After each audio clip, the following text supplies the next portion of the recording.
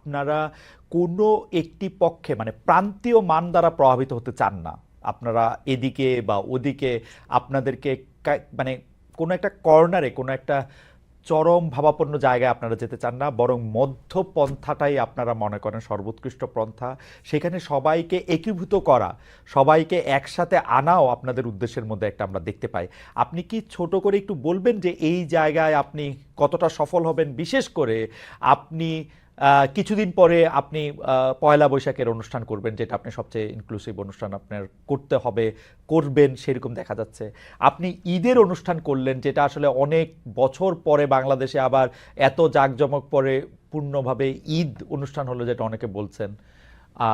তো আপনি কিভাবে বাংলাদেশের মতো বাংলাদেশের মানুষ আমরা যেখানে চরমভাবে প্রান্তীয় মান দ্বারা প্রভাবিত, সেখানে আপনি মাঝ রাস্তায় হাঁটতে কতটা সক্ষম হচ্ছেন, বা মাঝ রাস্তায় আসলে হাঁটতে চাচ্ছেন কিনা? ধন্যবাদ খালেদ ভাই। আমি তো বরং উল্টাটা দেখি। আমি তো দেখি যে বাংলাদেশের মানুষ আসলে সবসময় মধ্যপন্থী। বাংলাদেশ মানুষ কোনো ধরনের চরমপন্থা পছন্দ করে না। এবং আপনি যদি, আমি প্রায় আমার বিভিন্ন ইন্টারভিউতে আমার মায়ের উদাহরণ দেই বা আমার ছোটবেলার উদাহরণ দেই, আহ, এবং আমি সেখানে উদাহরণ দিতে গেলে দেখি যে বাংলাদেশের মানুষকে আপনি যদি কোনো একটা এক্সট্রিম এন্ডে ঠেলে দিতে চান, তারা সেটা পছন্দ করে না। এবং আজকে যে আমরা আহ, সরকারে বসে একটা দায়িত্ব পালন করছি, আহ, এই দায়িত্বটা যে আমাদের হাতে এসছে বা আমাদের কাঁধে এসছে, এটার পিছনে যে 5ই আগস্টে যে একটা বড় গণ অভ্যুত্থান হয়ে গেল, এবং সেই গণ অভ্যুত্থান আমরা যদি রিওয়াইন্ড করতে থাকি, তাহলে আমরা পিছনে গেলে দেখতে থাকবো যে 36 দিনের যে আন্দোলনটা হলো, সে আন্দোলনটা আসলে 16 বছরের একটা পুঞ্জীভূত ক্ষোভের প্রকাশ। এটা অ্যাপারেন্টলি একটা রাজনৈতিক ঘটনা হলো, আমি মনে করি এটা একটা সাংস্কৃতিক ঘটনা। সাংস্কৃতিক ঘটনা এই অর্থে বলছি যে আপনি দেখবেন যে আওয়ামী লীগের রাজনীতির মূল জিনিসটা ছিল যে তারা একটা কিছু ফিল্টার বানিয়েছিল, মুক্তিযুদ্ধের পক্ষ বিপক্ষ, বাঙালি সংস্কৃতির পক্ষ বিপক্ষ, শুদ্ধ সংস্কৃতি, অশুদ্ধ সংস্কৃতি, অপসংস্কৃতি, এরকম নানা ফিল্টার বানিয়ে তারা বলে দিত যে ওকে, রক মিউজিক এটা অপসংস্কৃতি, ওকে, বোরখা এটা ইসলামী সংস্কৃতি, ফলে এটা আমাদের বাঙালি সংস্কৃতির অংশ না। এরকম করে আদারাইজেশন তারা খুব করতো। এবং কেউ যদি তার সমালোচনা করতো, তখন অন্য কোনো ফিল্টারে যদি বা অন্য কোনো লেন্সে যদি তাকে বাদ না দেওয়া যেত, তখন বাদ দিত এই বলে উনি মুক্তিযুদ্ধের বিপক্ষ শক্তি। এই যে আদারাইজেশনটা হয়েছিল, এই আদারাইজেশনের ফলে কিন্তু বাংলাদেশে একটা পুঞ্জীভূত ক্ষোভের বহিঃপ্রকাশ আমরা দেখেছি 5 আগস্টে। 5 আগস্টের পরে আমাদের সরকারের, আমরা তো অন্তর্বর্তী একটা সামান্য সময়ের জন্য আছি, আমরা অনেক বেশি কিছু পরিবর্তন করতে পারবো না। মানে 5 বছরের সরকার যা করতে পারে, আমরা এই কদিনে সেটা করতে পারবো না।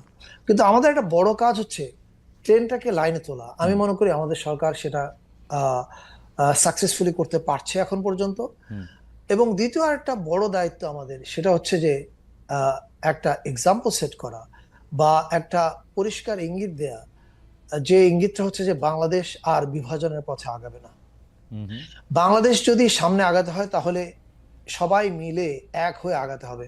এই দেশে মুসলমান আছেন, হিন্দু আছেন, বৌদ্ধ আছেন, খ্রিস্টান আছেন, এছাড়া বিভিন্ন জাতিগোষ্ঠী আছেন, শুধু বাঙালি যে তা না, বাঙালি, চাকমা, মারমা, গারো অনেকে আছেন। এবং প্রত্যেকেই তার তার বিশ্বাস, তার তার মত নিয়ে থাকবেন, এতে কোনো সমস্যা নাই। সমস্যাটা হয় যখন একদল আরেক দলকে নালিফাই করতে চায়। এই যে নালিফিকেশনের খেলাটা, এই যে বাতিলকরণের প্রক্রিয়াটা, এটা আমরা গত 15 বছর 16 বছর দেখেছি। এবং একটা বাতিলের প্রতিক্রিয়ায় কিন্তু আরেকটা বাতিল তৈরি হয়। মানে এক চরমপন্থা আরেক চরমপন্থাকে অক্সিজেন যোগায়। এটা সবসময় ইতিহাস তাই বলে।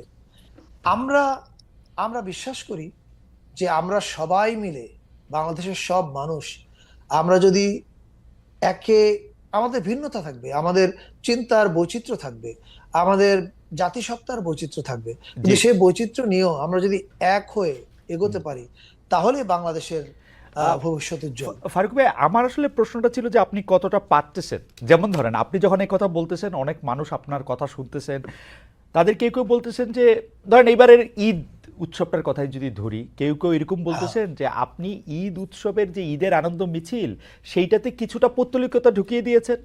পহেলা বৈশাখের যে পহেলা বৈশাখের যে পৌত্তলিকতা, আমি সবই কোট আনকোট করছি, পয়লা বৈশাখের যে পৌত্তলিকতা তাতে আপনি কিছুটা ধর্ম ঢুকিয়ে দিবেন, কারণ আপনি একটা মেল্টিং পটের মধ্যে দিয়ে আসলে সবাইকে একীভূত করতে চান। আপনি কি এই ব্যাপারটাকে সেকেন্ড করেন যে তাদের না এই না মতামতটাকে? না, আমি প্রথমে একটু পরিষ্কার করার জন্য বলি, জি।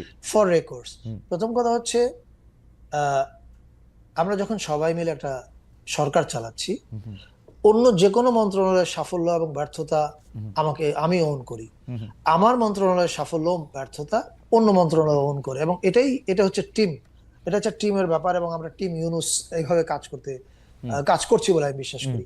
কিন্তু ফর রেকর্ডস একটা পরিষ্কার করার জন্য বলা প্রয়োজন যে আহ, এই যে আমরা সংস্কৃতি মন্ত্রণালয় থেকে হুম চাঁদ রাতে শিল্পকলা একাডেমিতে ঈদ উৎসব শুরু করেছি। হুম এটা এবার শুধু আমরা ঢাকা শিল্পকলায় করেছি।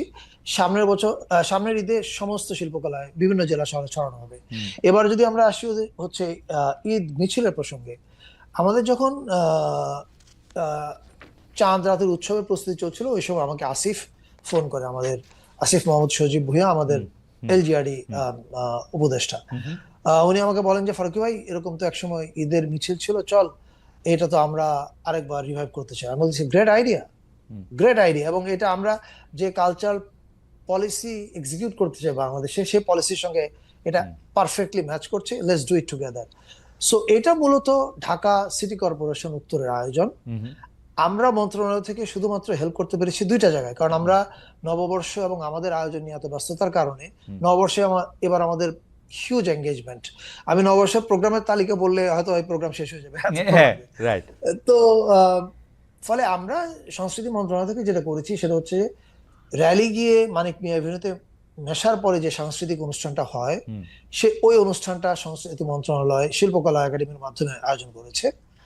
আর এছাড়া এই অনুষ্ঠানে, এই ঈদের মিছিলের প্রচারণার জন্য বাংলাদেশের 1 নম্বর ফিল্ম স্টার শাকিব খান থেকে শুরু করে আফরান নিশো, আরো অনেকে ভিডিও বাইট দিয়ে মানুষকে উদ্বুদ্ধ করেছে। এই উদ্বুদ্ধকরণের কাজগুলোতে আমাদের মন্ত্রণালয় হেল্প করেছে। ওকে। এবার যদি আসি আমরা ঈদ মিছিলের প্রসঙ্গ, জি।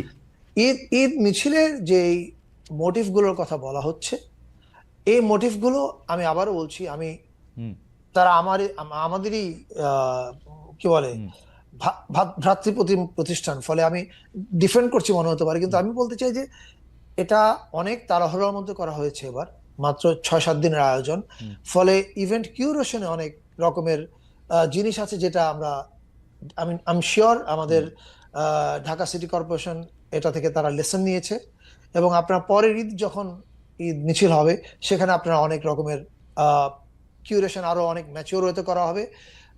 ঈদের মিছিল ঈদের সঙ্গে সামঞ্জস্যপূর্ণ হবে। পয়লা বৈশাখ আবার কারো বিজু, কারো সাংরাই, সেটা ওটার সঙ্গে সামঞ্জস্যপূর্ণ হবে। ওকে।